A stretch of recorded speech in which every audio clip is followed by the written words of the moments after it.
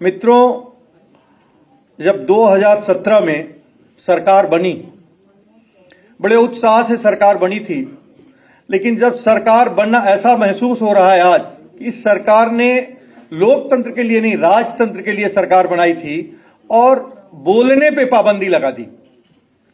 सरकार ने कोई भी अगर कुछ बोल रहा है, ट्वीट कर रहा है, लिख रहा है, तो उसको जेल भेज देने का काम कर रही है। और इसके साथ ही साथ सरकार ने एक नया तरीका अपना लिया कि शिलान्यास किसी ने किया, कार्य किसी ने किया, पत्थर वर्तमान सरकार ने लगा दिया। कार्य को कोई भी कर रहा है, उस पर पत्थर वर्तमान सरकार का लग जा रहा है। इसके साथ साथ जो पूरे प्रदेश में मतलब जो वैमनस्यता का बीज बोने का काम किया, साथ ही साथ अगर आप देखें तो सरकार ने जो 5 साल का कार्यकाल है सरकार का, केवल बिखराव के अलावा, समाज में टूटन के अलावा और कोई कार्य करने का काम नहीं किया। और सबसे बड़ा कार्य यदि किया उन्होंने तो लोगों को बांटने का और प्रचार प्रसार करने का। सबसे ज्यादा बजट अगर किसी का है इनका तो प्रचार करने के लिए है। रोज कहीं न कहीं अखबार में बड़े बड़े विज्ञापन हैं, होर्डिंग्स हैं, लेकिन धरातल पे वो कोई चीज आज की तारीख में मौजूद नहीं है। कहीं पे भी धरातल में कोई चीज मौजूद नहीं है। और हम अपने जिले की बात करते हैं, एक उदाहरण हम देते हैं कि हमारा जिला गोरखपुर, जहां से माननीय मुख्यमंत्री जी स्वयं आते हैं, अगर बाढ़ प्रभावित इलाका है, एक बाढ़ का उदाहरण देते हैं। बाढ़ में इस साल 3 गांव कट के खत्म हो गए, लेकिन वहां पे कोई बजट नहीं दिया गया। कोई भी बजट ऐसा नहीं दिया गया जो बाढ़ पीड़ितों के लिए दिया गया हो। इसी तरह से स्वास्थ्य सेवाओं की बात है कि स्वास्थ्य सेवाओं की हाल, केवल बिल्डिंग का उद्घाटन गोरखपुर में एम्स के लिए जमीन आदरणीय अध्यक्ष जी ने दी थी। गोरखपुर में जो टेक्निकल यूनिवर्सिटी है आदरणीय अध्यक्ष जी ने बनाया था, लेकिन आज उसमें कोई भी कार्य, कोई सी बढ़ोतरी करने का काम नहीं किया गया। साथ ही साथ गोरखपुर विश्वविद्यालय में अपॉइंटमेंट होता है। जब अपॉइंटमेंट होता है तो एक जात विशेष के 75 लोग, 150 लोगों का अपॉइंटमेंट होता है। उसमें एक जात विशेष के 75 लोगों का अपॉइंटमेंट होता है। जितने थाने, जितने चौकी, जो जिले प्रशासन है, सब पे एक जात विशेष के लोगों को बैठाने का काम इस वर्तमान सरकार ने किया है। और तो और खासकर हम जिस समाज से, खासकर ब्राह्मण समाज से जहां से हम आते हैं, उस ब्राह्मण समाज में जितना अत्याचार और अन्याय हुआ है शायद ही कभी किसी ने किया हो। और सरकार ने जो कभी दुर्घटना के कारण जो इनकाउंटर होता है, दुर्घटना की होती है, इनकाउंटर किसी सरकार की पॉलिसी नहीं होती है, लेकिन वर्तमान सरकार ने इनकाउंटर की पॉलिसी बना दी कि साहब हम इनकाउंटर इनका कर देंगे, घोषित इनकाउंटर कर दिया।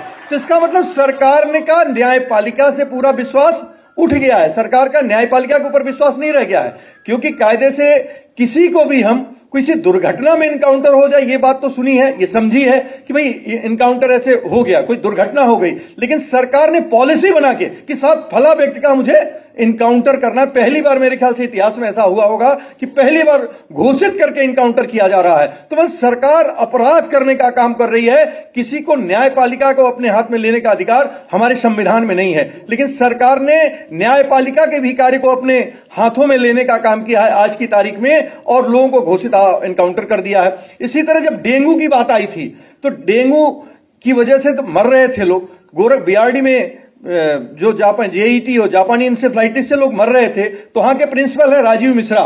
गलती किसी और की थी, राजीव मिश्रा को वहां पे ले जाकर सजा दे दी गई। उनकी पत्नी को 2 साल जेल में रखा गया, उनको जेल में रखा गया। उनका क्या अपराध है शायद ही कहीं किसी को मालूम हो। कफील जिसने सेवा करने का काम किया था उसको जेल में रखने का काम किया। अभी आप देखिए विवेक तिवारी की यहां हत्या कर दी गई, ऊंचाहार में हत्या हो गई, 5-5, 6-6 हत्याएं ऊंचाहार में हो गई। इसी तरह अभी गोरखपुर में 24 नवंबर को दिन दहाड़े जो कि कहा जाता है कि कानून व्यवस्था बेहतर है, सीएम सिटी है, वहां पे एक अंकुर शुक्ला नाम के नौजवान की ईंटे से कूच कर हत्या की गई है, और उस पर भी सरकार ने कहीं कुछ नहीं किया।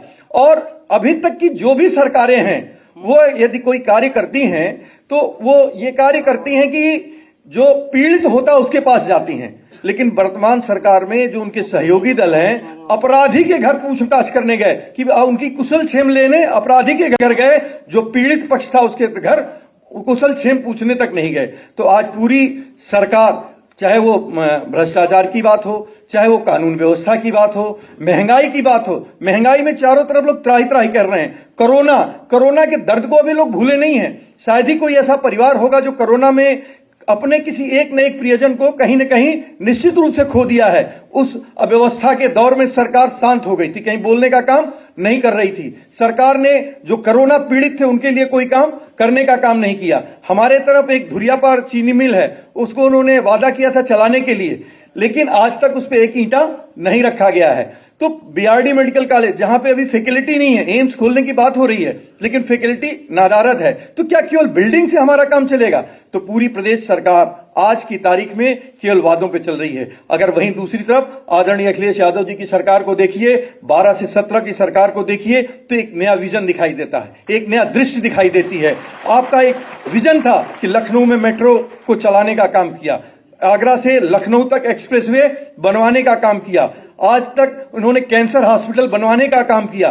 तो जितनी विकास की परियोजनाएं थी, ये आदरणीय अखिलेश यादव जी की देन थी और इनके विजन और इनके सोच का ये परिणाम था कि उत्तर प्रदेश आगे बढ़ रहा था। लेकिन आज अचानक आकर उस पर रोक लगा दिया गया है और अब ये महसूस हो रहा है कि जब तक आदरणीय अखिलेश यादव जी उत्तर प्रदेश की कमान पुनः नहीं संभालेंगे, तब तक उत्तर प्रदेश का विकास अब संभव नहीं है। हम सब लोग, जो भी हम लोगों की ताकत है, सब लोग मिलकर इकट्ठा होकर पूरे प्रदेश में हर जगह जहां जहां आपका निर्देश होगा जाने का काम करेंगे और समाजवादी पार्टी की सरकार 2022 में बने, इसका संकल्प लेंगे और 22 में आदरणीय अखिलेश यादव जी को मुख्यमंत्री बनाने का काम करेंगे। इन्हीं बातों के साथ हम पुनः आपके आभारी हैं, आदरणीय अखिलेश यादव जी के आभारी हैं, समाजवादी पार्टी के आभारी हैं और मेरा पूरा परिवार सहित हम सब लोग आज समाजवादी पार्टी की सदस्यता ले रहे हैं और इस बात से कि कम से कम आगे उत्तर प्रदेश का विकास हो, विनाश न हो, ठोको और एनकाउंटर और बुलडोजर की नीति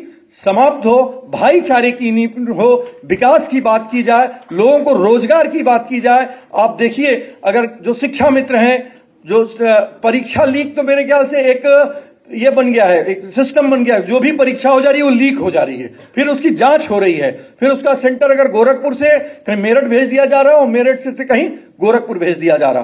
तो इस तरह का काम इस सरकार में हो रहा है और इस सरकार में शायद ही कोई खुश होगा, शायद ही इस सरकार के जाने के लिए अब हर आदमी कामना कर रहा है, हर आदमी प्रयास कर रहा है और आने वाले जब भी मत पड़ेंगे तो 2022 में लोग संकल्पित हो गए कि अखिलेश यादव जी की सरकार बनेगी और 2022 में अखिलेश जी मुख्यमंत्री होंगे। ऐसी हम सब लोगों का विश्वास है। इन्हीं बातों के साथ आप सब लोगों का साधुवाद, धन्यवाद कि आप सब लोग यहाँ पे आए और आपने देखा होगा उत्तर प्रदेश के लगभग हर जिले से कुछ न कुछ लोग आज यहाँ अखिलेश यादव जी से मिलने के लिए आए हुए हैं, हर जिले से, चाहे वो सोनभद्र हो, चाहे वो गोरखपुर हो, चाहे वो बस्ती हो, चाहे वो देवरिया हो, संत कबीर नगर हो, श्रावस्ती हो, हर जिले से लोग आए हुए हैं। कोई ऐसा जिला नहीं है कि उस जिले से लोग आज समाजवादी पार्टी की सदस्यता लेने स्वतः न आए हुए हों। तो आज ये उत्साह दिखाई दे रहा है और सब लोग, इसीलिए आज जो प्रचार मंत्री, अगर उनको हम कहें, आज मुख्यमंत्री की लड़ाई नहीं रह गई है, अब उनके प्रचार मंत्री जी दिल्ली से आ रहे हैं। मुख्यमंत्री जी तो कहीं प्रचार में दिख नहीं रहे हैं, अब तो सीधे सीधे प्रचार मंत्री जी दिख रहे हैं कि वही प्रचार कर रहे हैं। मुख्यमंत्री जी कहीं प्रचार करते हुए अब नहीं दिख रहे हैं, अब तो वो सड़क पे छूट गए हैं, हो सकता है किसी दिन और कहीं छूट जाने का काम करेंगे। इन्हीं बातों के साथ हम अपनी वाणी को विराम देते हैं, क्योंकि अभी आगे के ढेर सारे कार्यक्रम हैं। जय हिंद, जय भारत। हमारे बीच में निषाद सेना के